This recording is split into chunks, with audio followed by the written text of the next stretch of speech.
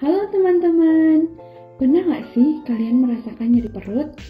Atau bahkan sering nyeri perut? Bener nggak sih kalau nyeri perut itu selalu karena mah aja? Jawabannya adalah tidak. Nyeri perut memang salah satu tanda adanya gangguan pencernaan, tapi bukan selalu tentang mah. Ada nih, sakit perut yang terus-menerus atau hilang timbul, terutama ketika kita habis konsumsi makanan tinggi lemak. Nah, nyeri perut yang satu ini bisa jadi adalah gejala yang timbul pada seseorang dengan batu empedu. Lalu, apa itu batu empedu? Dan gimana sih batu empedu ini bisa terjadi? Yuk kita cek. Batu empedu atau cholelithiasis adalah keadaan di mana terdapat batu di dalam kandung empedu maupun saluran empedu. Batu empedu ini akan menyumbat saluran empedu dan dapat mengganggu penyerapan lemak di tubuh kita. Sebuah penelitian mengungkapkan bahwa 50% dari penderita batu empedu tidak menunjukkan adanya gejala. Artinya, setengah dari seluruh penderita tidak merasakan apapun dalam tubuh mereka. Kemudian, 30% lainnya akan berkembang menjadi komplikasi yang lebih berat. Dan sisanya, sebanyak 20% dari penderita merasakan nyeri perut. Lalu, bagaimana batu empedu bisa muncul? Penyebab utamanya adalah karena sering konsumsi makanan dengan lemak jenuh yang tinggi. Contohnya, seperti terlalu sering konsumsi daging merah, susu full cream, atau terlalu sering konsumsi makanan yang digoreng maupun dipanggang. Tapi, selain karena konsumsi lemak jenuh yang tinggi, ada hal-hal yang dapat menyebabkan munculnya batu empedu. Faktor yang dapat meningkatkan seseorang mengalami batu empedu dikenal dengan 4F. Female, karena wanita lebih berisiko daripada laki-laki.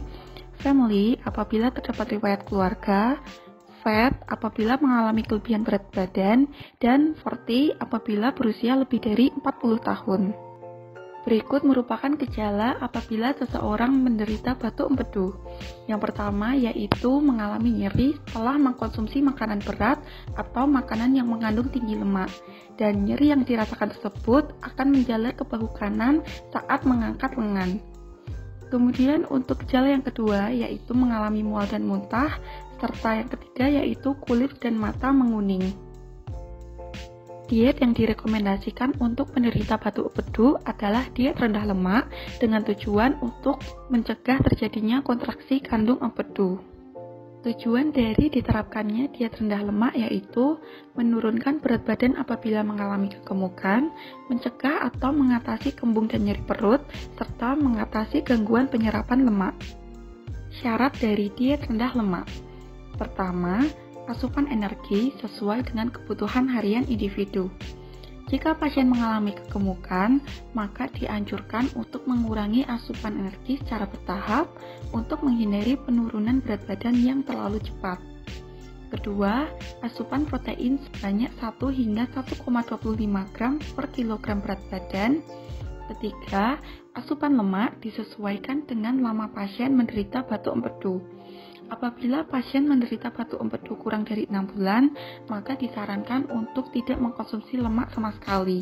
Dan apabila pasien mengalami batu empedu lebih dari 6 bulan, maka disarankan untuk mengkonsumsi lemak sebesar 20 hingga 25% dari total kebutuhan energi. Keempat, asupan karbohidrat memenuhi dari sisa kebutuhan energi. Kelima, asupan vitamin A, D, E, K sesuai kebutuhan. Keenam, asupan serat cukup dan dapat dicukupi dengan mengkonsumsi sayur dan buah, serta untuk ketujuh yaitu makan dengan porsi kecil namun sering, contohnya sebanyak 6 kali dalam sehari. Gimana sih cara menghitung kebutuhan energi individu harian? Kebutuhan energi individu harian dapat dihitung dengan bantuan rumus Mifflin, yaitu total kebutuhan energi adalah kebutuhan energi basal dikalikan faktor aktivitas. Untuk rumus kebutuhan energi basal laki-laki yaitu 5 ditambah 10 kali berat badan ditambah 6,25 kali tinggi badan dan dikurangi 5 kali usia. Sedangkan rumus perhitungan kebutuhan energi basal wanita yaitu 10 kali berat badan ditambah 6,25 kali tinggi badan dikurangi 5 kali usia dan dikurangi 161. Untuk langkah selanjutnya, hasil perhitungan kebutuhan energi basal tadi dikalikan dengan faktor aktivitas sesuai kondisi masing-masing. Apabila sedang keadaan istirahat atau bed rest, maka faktor aktivitas yang digunakan adalah sebesar 1,1 hingga 1,2. Sedangkan apabila beraktivitas seperti biasa, maka faktor aktivitas yang digunakan adalah sebesar 1,2 hingga 1,3. Lalu, makanan apa saja yang bisa dikonsumsi? Berikut ini terdapat beberapa bahan makanan yang perlu diperhatikan. Yang pertama adalah karbohidrat. Makanan dianjurkan seperti beras, roti gandum, makaroni, jagung, kentang, dan sereal. Sedangkan yang tidak dianjurkan, kue, biskuit, kue panggang, ubi, ketan, dan talas. Selanjutnya adalah bahan makanan protein nabati. Yang dianjurkan berupa tahu, tempe, oncom, dan kacang-kacangan. Sedangkan yang tidak dianjurkan adalah kacang merah dan kacang tanah. Berikutnya yaitu protein hewani dengan bahan makanan yang dianjurkan, telur, maksimal 3 butir per minggu, ikan segar, daging tanpa lemak, ayam tanpa kulit, dan lain-lain. Dengan bahan makanan yang tidak dianjurkan, daging berlemak, udang, bebek, dan jeroan. Dan kemudian ada lemak dengan bahan makanan yang dianjurkan berupa minyak jagung, minyak kedelai, dan minyak nabati lainnya. Dengan bahan makanan yang tidak dianjurkan, margarin, keju, susu full cream, dan minyak hewani.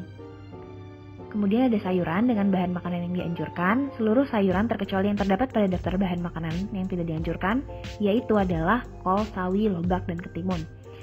Sedangkan pada buah-buahan, semua buah yang dapat dianjurkan, terkecuali terdapat pada daftar bahan makanan yang tidak dianjurkan, seperti durian, nangka matang, alpukat maksimal setengah buah sehari. Dan yang terakhir adalah kategori minuman. Bahan makanan yang dianjurkan berupa jus buah, serta susu skim. Sedangkan yang tidak dianjurkan adalah susu full cream, kopi, dan minuman beralkohol. Dari ketujuh kategori tersebut, maka dapat dibuat rekomendasi menu. Berikut ini merupakan rekomendasi menu untuk diet rendah lemak yang memenuhi energi sebesar 1.700 kilokalori. Lalu, rekomendasi gizi bagi para penderita batu empedu. Yang pertama adalah konsumsi makanan tinggi serat, seperti biji-bijian, buah-buahan, pisang, pir, raspberry, roti gandum, serta sayuran berupa brokoli, wortel, dan sawi. Kemudian, poin kedua, batasi konsumsi makanan tinggi kolesterol, seperti daging merah, margarin, mentega, mayones, dan gorengan. Poin berikutnya adalah konsumsi makanan rendah lemak, seperti makan daging secukupnya, mulai dari daging ayam tanpa kulit, daging babi, hati, dan kambing. Dan yang terakhir, berupa pertahankan berat badan ideal. Apabila seseorang obesitas, lakukan penurunan berat badan 0,5 sampai 1 kg per minggu, karena kondisi obesitas berisiko 4 kali lebih banyak menderita batu empedu.